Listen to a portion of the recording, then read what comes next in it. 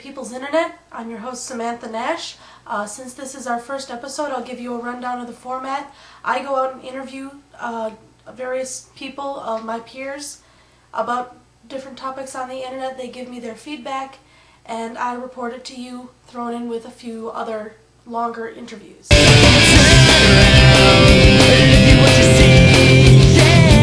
Today's topic is going to be online identity. We're going to be talking to a young girl named Holly and talking to her about why her mother won't allow her to have a Facebook account anymore, and we'll also be discussing this with her mother, as well as having a surprise guest who Holly doesn't know about. I first went to our panelists to find out what their take was on sites such as Facebook and MySpace, and also to ask them if they use them themselves. I use a MySpace. I use it frequently, and I use other social networking sites as well. They're not going to be named either. They're fun. I have a MySpace. I set up my account about a month after it started back in 2003. I've had the same account since then. I have a second account that's for a specific other purpose, which I won't name, but nothing dirty. I have both a MySpace and a Facebook account. The Facebook one I rarely use. I think now it's open to everybody, but when I started it was just for college students, and so I do have some students of mine and other faculty who are on my little friends list, but not many, and use MySpace more frequently because a lot of my friends and my brother's friends especially use it.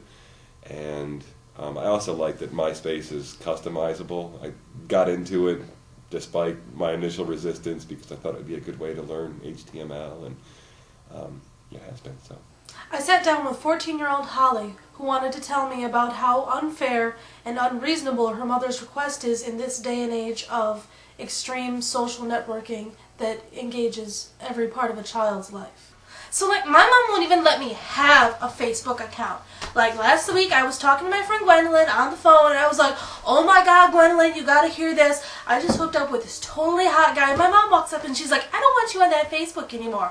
I mean, all you do is talk to boys, and I don't know what you're doing. And this article here says that teens are more likely to have sex if they use Facebook, blah, blah, blah. And I'm like, Mom, come on.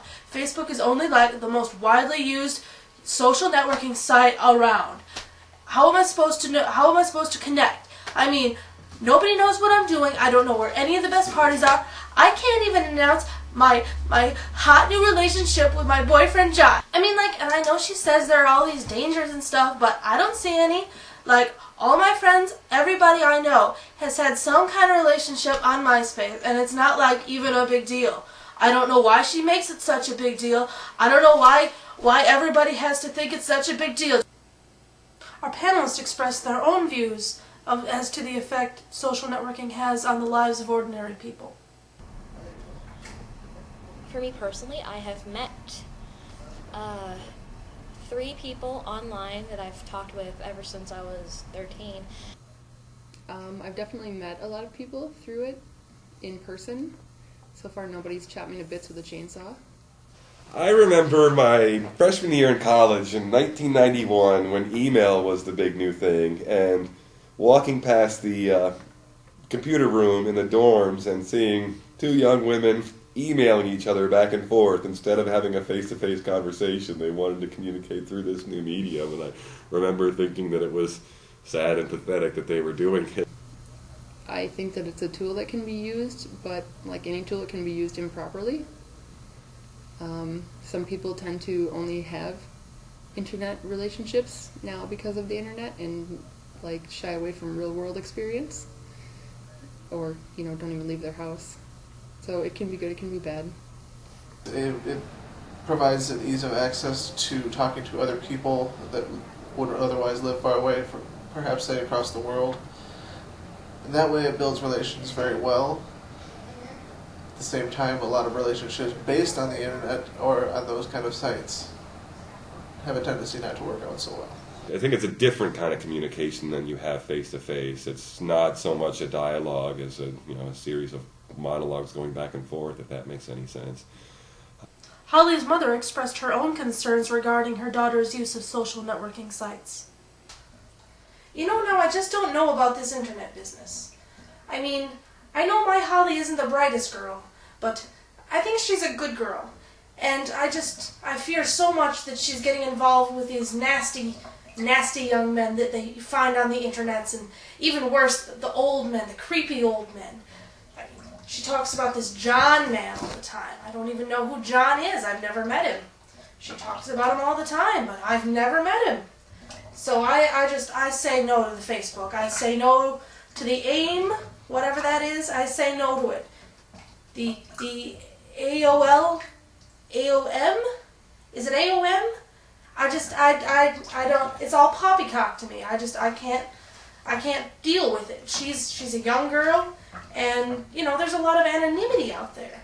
She could be running scams. There's girls her age that are scamming old couples out of all their money, and while Holly isn't the brightest girl, it doesn't take that much of a brain to steal an ID card or some identifying information. She's smart like that. She gets what she wants. I'll give her that. Now, I don't want you to think I'm too much of a prude, because I've been known to post a profile on Match.com, shave a few years off the old age, and I've been known to play a mean game of Yahoo chess. Let me tell you.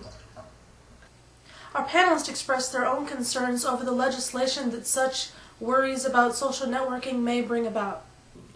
I think I know the kinds of things you're talking about. This, with the case of the girl whose friends' parents pretended to be some boy, and that seems to fall under existing laws about fraud. So I'm not sure whether we need a whole new set of laws, and I think by doing so we're treading on some pretty dangerous ground as far as free expression goes. But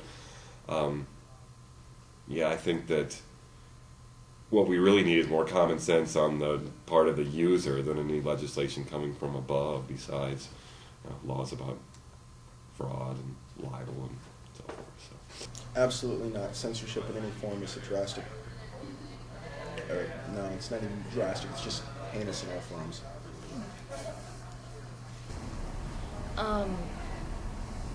Again, with the girl hanging herself, it is unfortunate that she was driven to do that by mean-spirited people.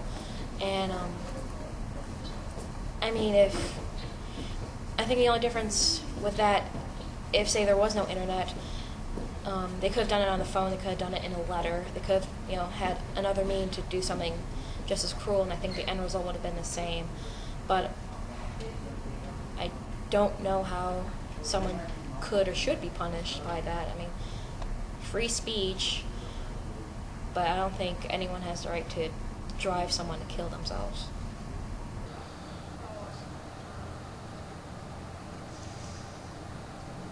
Like, the internet is a free space to, if you want to post something, you might as well post it. If someone doesn't want to read it, they have the choice to exit out of the browser. Finally, we received this anonymous video of what appears to be Holly's internet boyfriend. That Holly sure was a lucky lady to hook up with a feller like me. Let me tell you, there's some scary people out there on the internet. But not me. I'm a fine prince of a man, and she'll make a fine wife. I love you, baby.